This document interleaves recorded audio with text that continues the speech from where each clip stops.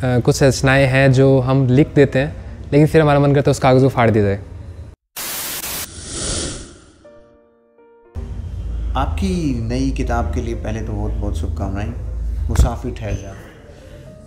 और मैं बस एक चीज़ आपसे जानना चाहूँगा कि कोई एक रचना जो आप सुनाना चाहेंगे।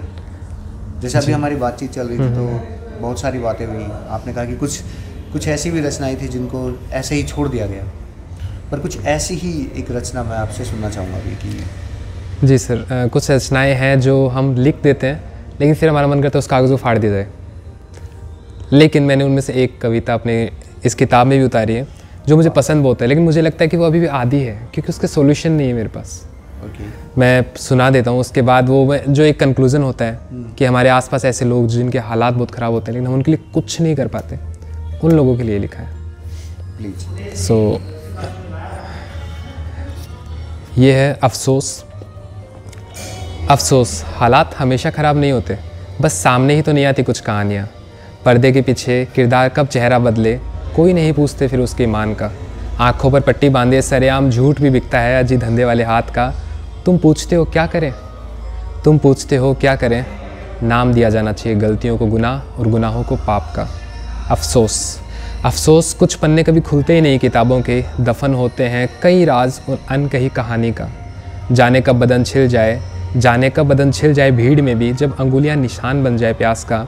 इतना भी कहाँ तुम देख पाते हो, आह दब जाती है और आंसू सूख जाते हैं कत्ले आम का।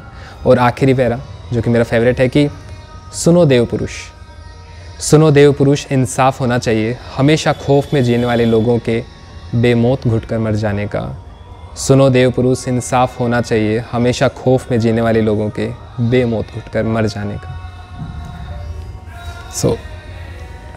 बेमौत घुटकर मर जाने का। हाँ, बहुत सारी परिस्थितियाँ और लोग ऐसे उसमें होते हैं। एब्सोल्युटली। उसमें अफसोस ये है कि हमें पता है उसके बाद भी हम कुछ नहीं कर सकते। तो पता नहीं ये कविता मुकम्मल है या नहीं, लेकिन कुछ सवाल ज़रूर छोड़ती है जिसका जवाब नहीं। मुझे लगता है कि किसी भी कविता को ये कहना कि वो मुकम्मल है या नहीं है, ये ज़्यादा होगा।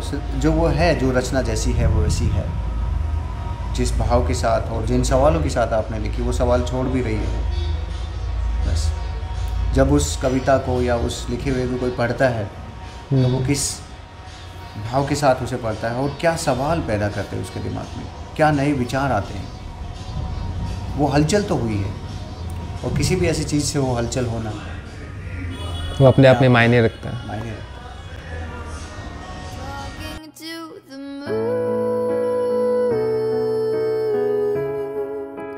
Trying to get to you.